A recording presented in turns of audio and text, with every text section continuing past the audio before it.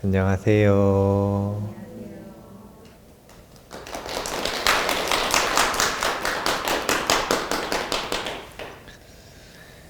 오늘은 1월 1일 신년입니다. 신년 합동 차례를 하기 전에 먼저 신년 법문을 듣는 시간인데요. 오늘은 2025년에 붓다스쿨과 관련 있는 사부대중은 어떠한 삶을 살면 좋겠는가 라고 하는 주제로 이야기를 해보려고 합니다. 세상을 위해 기도하는 삶이라는 목적, 공동의 목적을 가지고 2025년을 함께 살아봤으면 좋겠는데요. 2024년에는 법다운 마음가짐이라는 공부 주제로 2024년 1년을 보냈습니다. 법다운 마음가짐을 준비했으면 그 준비한 마음으로 무엇을 해야 하는가, 이것이 2025년 올해의 공부 주제가 될 것입니다. 일단 법다운 마음가짐 한번 복습으로 다 같이 읽어볼까요? 법다운 마음가짐, 얼빠진 상태를 구원하는 깨어있음, 불안한 마음을 정돈하는 마음챙김, 다가온 인연에 전념하는 알아차림, 기쁘게 경험에 몰입하면 극락정토. 이제 마음의 컨디션을 가장 최적의 상태로, 안심으로 되돌린 연후에 항상 만사를 시작하는 그런 습관을 들이시기를 권장했고, 그런 훈련을 어느 정도 하셨을 거라고 생각을 합니다. 오늘 세상을 위해 기도하는 삶 한번 시작해 보겠습니다. 개인적으로는 2025년이 쉽지 않아 보입니다. 어려울 것 같아요. 코로나 때부터 계속 반복해서 하는 이야기이기는 한데 점점 조금 어려워졌다가 이제 2025년에는 지금까지 몇 년 중에서 가장 어려운 한 해가 될 것 같다라는 생각을 하는데, 개인적으로는 재난의 시대라는 표현을 쓰고 싶어요. 그래서 재난의 시대를 견디는 의지처가 필요한데, 부처님 당시에 있었던 일들을 바탕으로 해서 재난의 시대에 부처님은 어떻게 살아가기를 권장하셨는가 라고 하는 것들을 먼저 좀 살펴보겠습니다. 부처님이 인도에는 그때 당시에 16대국이 있었거든요. 근데 그 16대국 중에 가장 좋아하셨던 나라, 조그만 나라가 있어요. 왓지국이라고 하는 나라예요. 도시가 크지는 않지만 엄청 번성하고 아름답고 잘 사는 나라였거든요. 그런데 어느 날 이 왓지국에 비극이 닥친 겁니다. 상황을 제가 요약을 했는데 하나의 법구경 이야기를 3문장으로 요약을 했거든요. 한번 제가 다 받아 썼어요. 받아 쓴 거 같이 한번 읽어보겠습니다. 심한 가뭄이 들어 농작물이 말라 죽고 식량이 떨어졌다. 처음에는 가난한 주민들이 죽어나가기 시작했다. 시체가 여기저기 버려지자 시체 썩는 악취가 진동하였다. 악취는 또 많은 악귀들을 불러들였고 악귀들에 의해 더 많은 주민들이 죽어나갔다. 미처 치우지 못한 시체가 썩어가자 역병이 퍼지기 시작했다. 이렇게 기근, 악귀, 역병의 3가지 재앙이 도시에 들이닥쳤다. 이제 이 법문은 코로나 팬데믹 선언이 있고 난 직후에 제가 똑같은 법문을 했었어요. 이 3가지가 항상 쌍이거든요.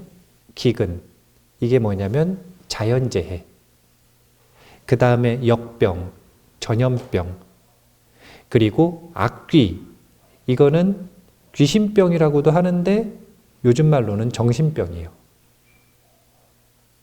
그래서 코로나19 팬데믹 이후에 제가 자연재해, 전염병은 개인이 막을 수가 없기 때문에 개인이 예방하고 그리고 대비하고 노력을 통해서 개선할 수 있는 건 이 정신병. 그러니까 자기 자신의 마음을 지키기 위해서 최선을 다해야 한다라고 하는 이야기를 해드리기 위해 그때 당시에 이 똑같은 법문을 했었어요. 그런데 지금 코로나 팬데믹이 종식이 됐지만 이후에 세계에서 일어나는 일들이 지금 심상치가 않아요. 요즘에는 무사하고 안전하지 않은 것이 조금 정상적인 일처럼, 예전에는 안전한 게 너무 당연했는데 그것이 보장받지 못하는 세계의 흐름을 목격하게 됩니다. 이런 것들이 여기서는 기근, 자연재해예요. 그리고 이렇게 안 좋은 시기가 오랫동안 중첩되니까 지금 이 시대를 살아가는 현대인들의 정신이 그 어느 때보다 취약한 시기에 도달했다라는 생각을 해요. 이럴 때 수행자들은 무엇에 의지하고 어떻게 마음을 다스려야 하는가, 이것에 대해서 생각해보고 고민하다가 2025년 수행 주제를 잡았다, 이렇게 생각을 하시면 됩니다. 왓지국에서는 이런 재난이 벌어지니까 지금 이렇게 대처를 합니다. 자, 같이 한번 읽어볼까요?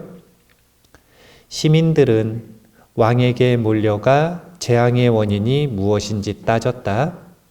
대왕이시여, 3가지 재앙이 이 도시에 들이닥쳤습니다. 과거 7명의 왕들이 통치하던 기간에는 이런 재앙이 일어난 적이 없습니다. 과거에 정의로운 왕이 통치할 때는 이와 같은 재앙이 일어나지 않았던 것입니다. 왕은 도시의사당에 회의를 소집하고 물었다. 내가 언제 정의롭지 않은 행동을 한 적이 있는지 말해보시오. 웨살리의 주민들은 왕의 과거 행위에 대해 처음부터 끝까지 조사해 보았지만 허물이 발견되지 않았다. 대왕이시여, 당신에겐 허물이 없습니다. 원래 옛적부터 나라에 큰 일이 일어나면 항상 왕의 허물부터 참는 겁니다. 왜냐하면 왕이 그 나라를 책임지는 자니까. 제가 이런 이야기를 국소적인 흐름이 아니라 전 세계적인 흐름이라고 반복해서 이야기를 하는 이유는, 그러니까 이것이 전 세계를 강타하는 공통의 흐름이라는 이야기거든요. 그리고 이런 일들이 벌어지는 건 다른 게 아니라 재앙이 일어났기 때문에 그러는 거예요. 이것이 지금 우리가 살아가고 있는 이 시대의 흐름으로서 관찰되고 있다라고 하는 건 유감이지만 그런데 현실입니다. 그래서 다시 또 우리는 생각을 해봐야 합니다. 그러면 우리는 무엇에 의지처를 삼아야 하는가? 자, 또 한번 문장을 읽어볼게요. 그들은 부처님께 가서 삼배를 올리고 간청했다. 부처님이시여, 웨살리에 3가지 재앙이 들이닥쳤습니다. 부처님께서 가신다면 재앙이 물러갈 것입니다.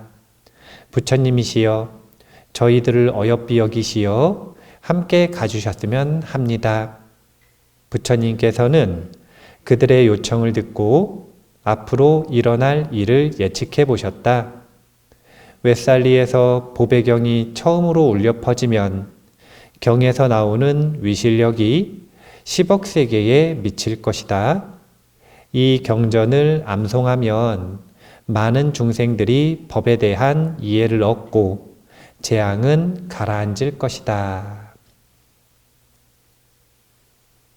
제가 이 문장을 가지고 온 건 이런 기근,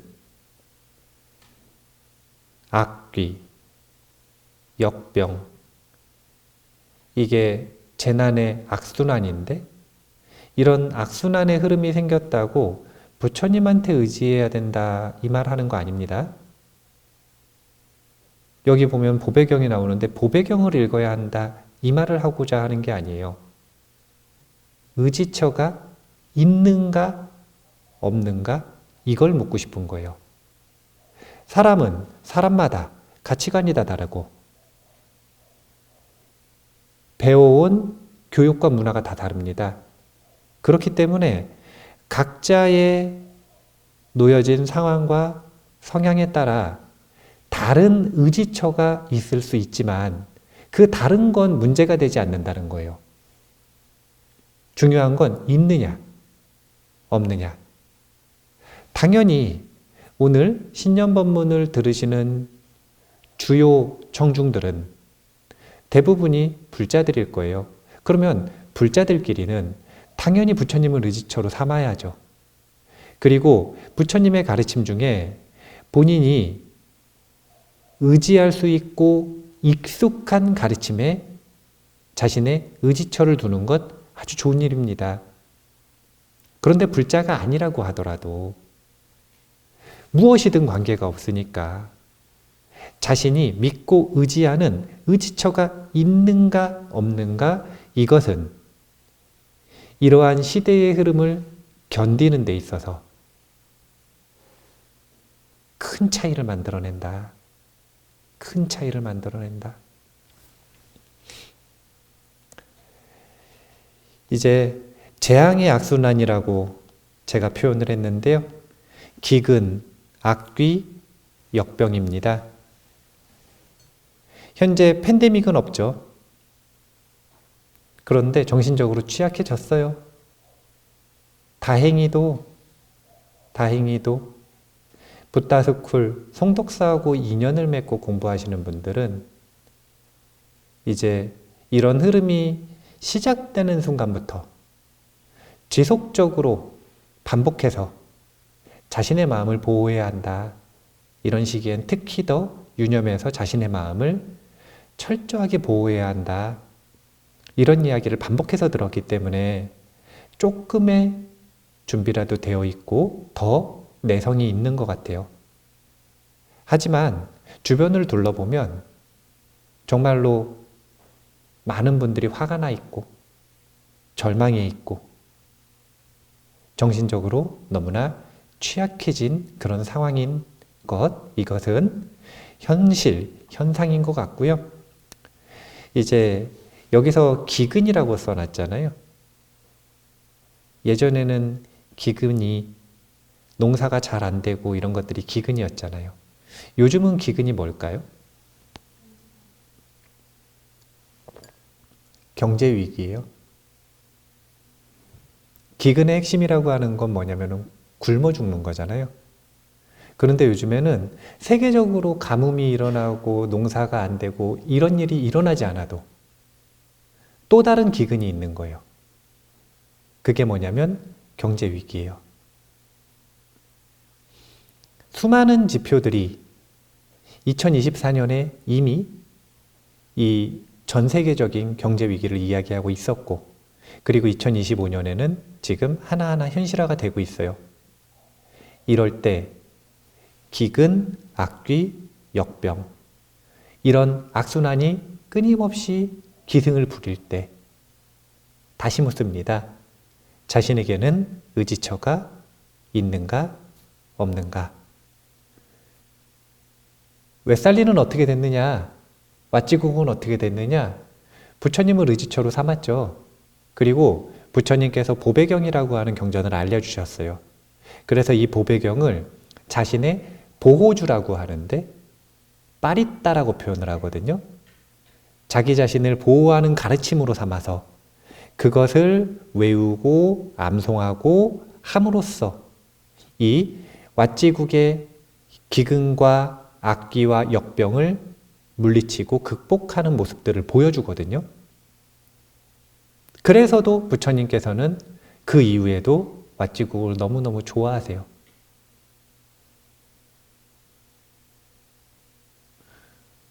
삶을 살다 보면 고난이 누구에게나 찾아옵니다. 많은 분들이 오해를 하셔. 무슨 오해를 하시냐면 출가하면 고난이 없는 줄 알아요. 출가해가지고 수행을 하면 수행에 조금씩 무르익거든요. 그럼 조금씩 사실 지혜가 생겨요. 그러면 수행을 잘하고 지혜가 생기면 고난이 없는 줄 알아요. 그리고 지혜가 잘 무르익어서 성과가 나시는 분들은 깨달음에 이르거든요. 깨달음에 이르면 고난이 없는 줄 알아요. 그게 아니라 고난은 세상의 흐름에서 벗어나 있지 않은 존재들은 피할 수가 없다. 고난이 일어나는 것은. 그런데 그 고난을 얼마나 극심한 스트레스로 경험할 것인지, 그걸 해결하고 소화할 능력이 있는지 없는지의 차이가 있을 뿐이지. 그리고 그 시작은 의지처가 있는가 없는가. 자, 조금 더 개인적인, 개별적인, 개인적인 이야기에 한번 예화로 들어가 볼게요. 그러면 이제 사회가 이런 흐름이라면 개개인은 기근, 역병은 개인이 어떻게 할 수 있는 게 아니라 그랬죠? 근데 악귀, 정신병, 이거는 개인이 스스로를 보호할 수 있어야 되거든요. 자기 마음은 자기가 보호하는 겁니다. 결국은 자기가 자기 마음을 보호할 줄 알아야 되는데, 그렇게 개개인이 마음이 불안할 때 마찬가지로 나만의 무기가 필요한데, 사실은 의지처하고 똑같은 말인데 어떤 인연담인지 한번 볼게요. 부처님 당시에 수행자들이 뛰어난 수행자들인데도 수행을 하러 갔다가 귀신한테 쫓겨가지고 도망쳐온 수행자들이 있었어요. 그래서 부처님께서 이 수행자들에게 무기를 주시는데 한번 어떤 연담인지 한번 살펴보겠습니다. 같이 읽어볼까요? 숲에 사는 목신들이 비구들이 숲에 들어오는 것을 보고 생각했다. 계행을 갖춘 스님들이 숲에 들어와 나무 아래 머문다면 우리들이 아내와 아이들과 함께 나무 위에서 사는 것은 적절하지 못하다. 목신들은 비구들이 오늘 하룻밤 머무르고 내일 떠나리라고 생각하며 가족을 데리고 땅에 내려와 머물렀다. 그러나 다음 날도 비구들이 마을에서 탁발하고 숲으로 돌아오는 것을 보았다. 아마 마을의 누군가가 내일 공양에 초청했나 보다. 그래서 스님들이 하룻밤 더 머물기 위해 되돌아온 걸 거야. 내일은 분명히 떠날 거야. 목신은 나무에 사는 귀신이에요. 쉽게 얘기하면. 그런데 나무에 사는 귀신들은 나무 위에서 살거든요.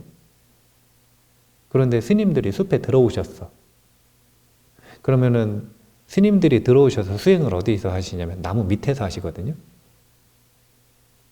안절부절하는 거예요. 왜 그럴까요?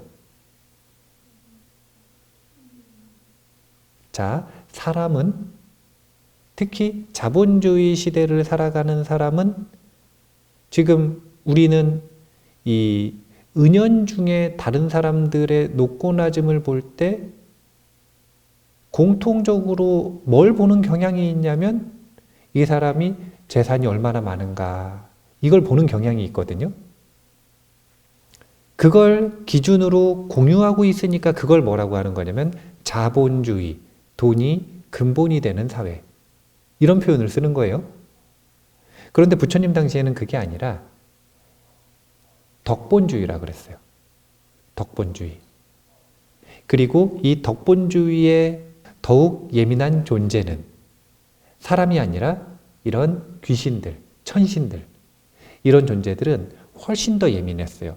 그러니까 목신이 보기에 본인보다 훨씬 공덕이 수승한 수행자가 밑에 내려가 있는데 본인은 위에 있을 수 있을까요? 없을까요? 지금 보면은 이 목신은 아주 난감한 거예요.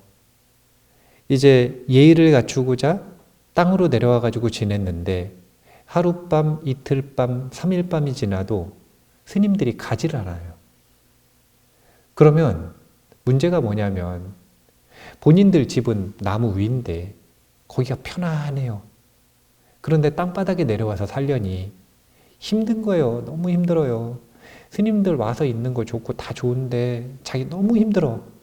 그러니까 생각을 하기를 이제 한번 같이 읽어볼까요? 스님들이 여기에 머문다면 아내와 아이들을 데리고 나무에 올라가 지내는 것은 적절하지 않다. 그렇지만 땅바닥에서 지내는 것은 무척 피곤한 일이다. 이 스님들을 쫓아버릴 좋은 방법이 없을까? 목신들은 낮에는 선방에서, 밤에는 잠자는 꾸띠에서, 또는 경행대 끝에서 목 없는 귀신의 모습이나 다리 없는 귀신의 모습으로 나타나거나 소름 끼치는 귀곡 소리를 질러대며 비구들을 놀라게 했다. 이제 내쫓으려고 계속 쫓아다니면서 목 없는 귀신으로 나타나서 다리 없는 귀신으로 나타나서 소리도 질러요. 막 계속. 선방도 쫓아다니면서 소리를 지르고, 선방 끝나고 나면 꾸띠가 뭐냐면 개인방, 주무시는 곳. 거기 들어가면 거기에서 침대 위에서 소리를 지르고 난리가 나는 겁니다. 그러니까 이번에는 수행자들이 너무 피곤해요. 이런 게 뭐냐면 귀신병이잖아요. 그런데 마침 스님들이 낯선 숲에 들어가서 수행을 하시니까 감기가 다 걸리셔가지고 요것도 나름대로 전염병이잖아요. 그래가지고 힘들어 죽겠는데 맨날 귀신들이 쫓아와가지고 소리를 지르니까 너무 힘들어가지고 여기서는 우리가 안거를 보낼 수가 없다. 다시 돌아가자. 그리고서 부처님 계시는 제따하나로 돌아간 겁니다. 부처님 이상하죠. 왜냐면은 원래 안거 기간에는 안 움직이는 거거든요. 분명히 어디서 안거를 보내겠다고 소식을 보내왔는데 며칠 만에 다들 돌아왔어요. 그래가지고 이상해서 부처님께서 물어보신 거예요. 왜 돌아왔는지. 자, 한번 같이 읽어보겠습니다. 부처님이시여, 우리가 그곳에 있을 때 무시무시한 형상들이 나타나 놀라게 했습니다. 그곳은 수행할 만한 장소가 아니어서 돌아온 것입니다. 비구들이여, 그곳이 그대들이 되돌아가야 할 곳이다. 부처님이시여, 절대로 되돌아가지 않겠습니다. 비구들이여, 처음에 갈 때는 무기가 없이 갔지만 이번에는 무기를 가지고 가거라. 그래서 무기를 주세요. 그리고 그 무기를 가지고 다시 이 숲으로 돌아가셔서 그 무기를 활용해서 수행을 하시니까 본인의 마음도 안정되고 그리고 이 목신들의 마음도 안정시켜서 오히려 목신들이 이 스님들에게 귀의하는 그런 인연담인데 이 무기가 뭐냐면 바로 자해경이에요. 이번에는.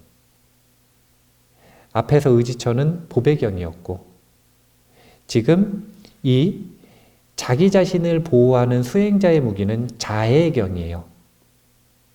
이 두 가지 경전이 저쪽 남방불교에서는 대표적인 자기 자신을, 삶을, 안전을 보호하는 빠리따, 보호주 중에 하나입니다. 그래서 남방에 있는 불자들은 이런 인연담들을 바탕으로 부처님 당시에 이렇게 활용되었었던 그 방법을 바탕으로 사회적으로 외부 환경에서 재난이나 본인이 어쩔 수 없는, 내가 어떻게 할 수 없는 악조건들, 안 좋은 상황들이 일어났을 때 보배경을 읽어요. 의지처죠. 그리고 내 마음이 불안할 때, 다른 것이 아니라 내 마음을 내가 다스리지 못할 때, 이 불안을 소화시키지 못할 때 자해경을 읽어요. 나의 의지처, 나의 무기가 있는 것입니다. 이 두 가지를 읽으시라고 말씀드리는 게 아닙니다.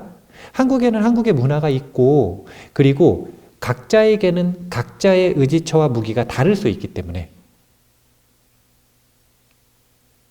저는 이런 질문을 자주 합니다.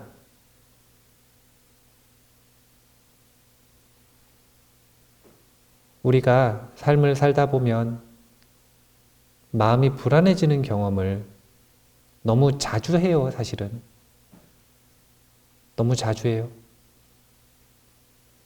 내 마음이 불안한가 불안하지 않은가 이것에 대해서 문제의식을 가지면 가질수록 점점 더 많이 알게 돼요. 뭘 알게 되냐면 내가 오랜 시간 불안에 시달리면서 살았구나. 내가 이렇게 많이 불안하구나. 이것을 점점 더 깊게 관찰하고 인정하는 거죠. 그런데 그런 불안한 마음이 있을 때 이게 이제 정신병인데, 이 정신적인 불안 상태, 이것을 해결하기 위한 자신만의 무기로서 저는 항상 자신이 익숙해진 수행 주제가 있는가, 이걸 물어봐요.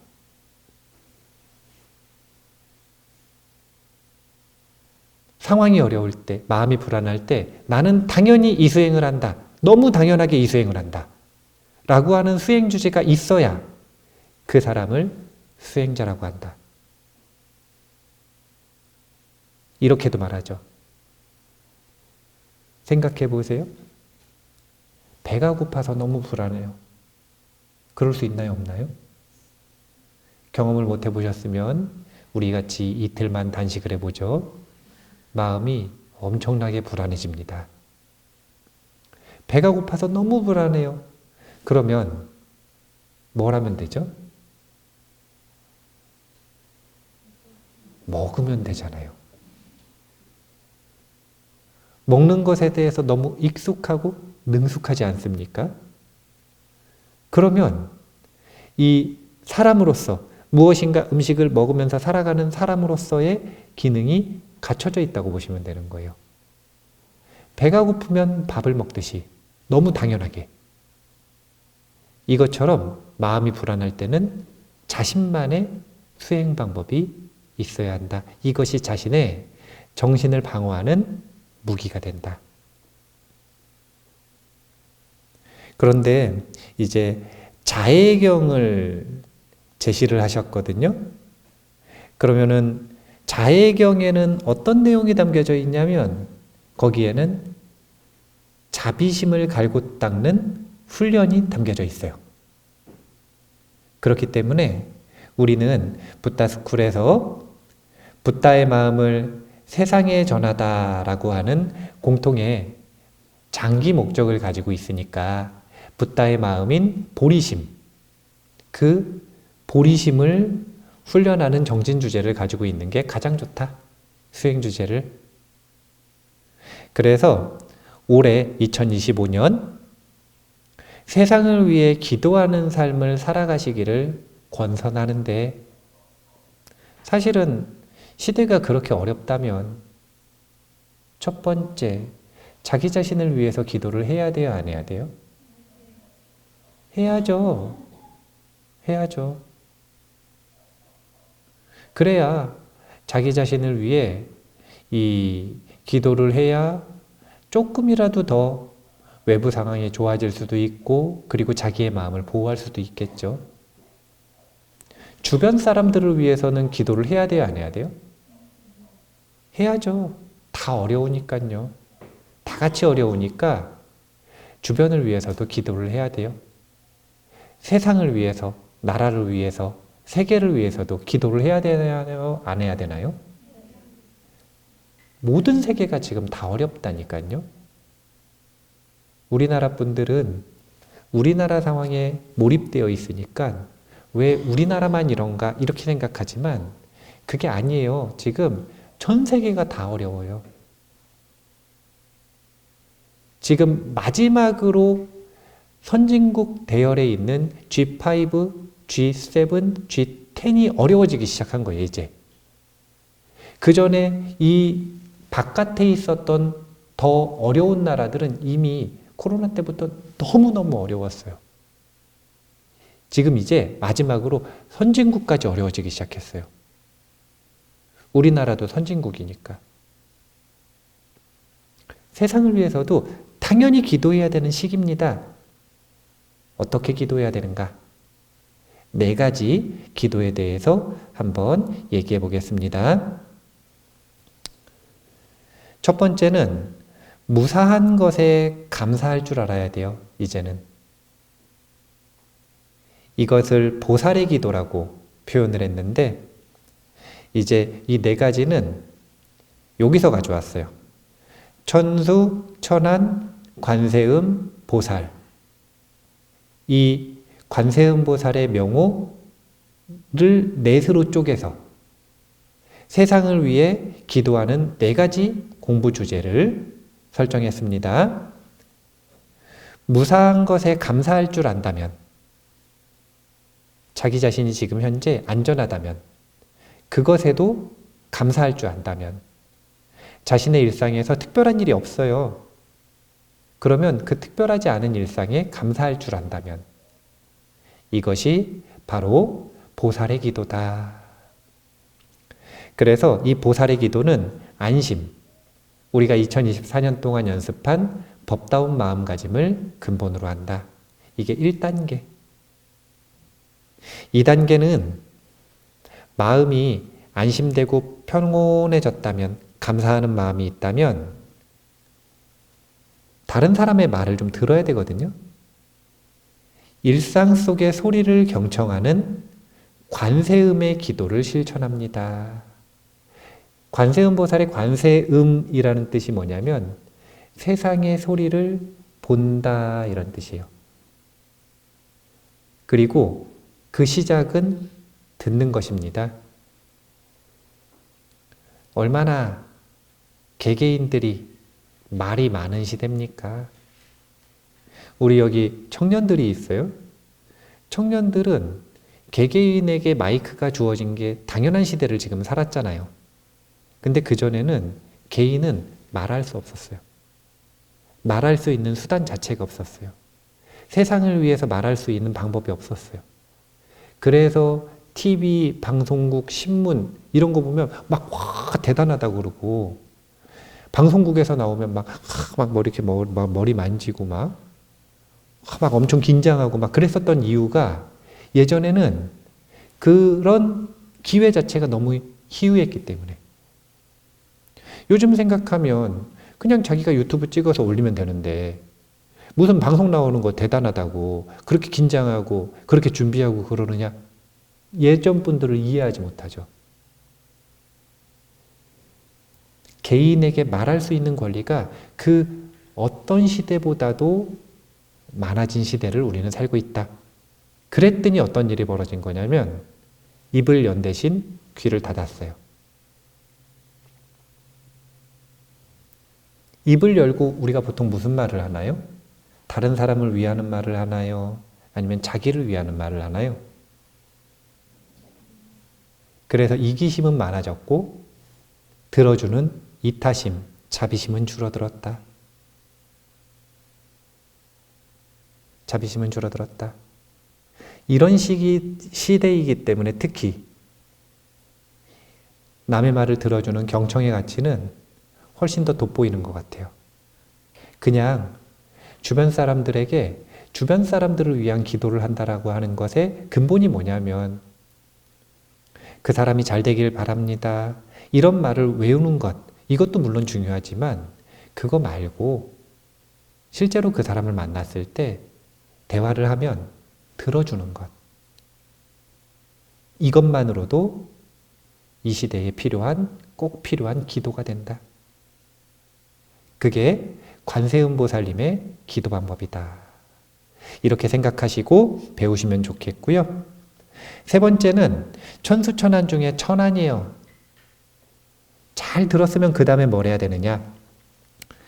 소중한 이들의 마음을 관찰하는 천안의 기도를 훈련합니다.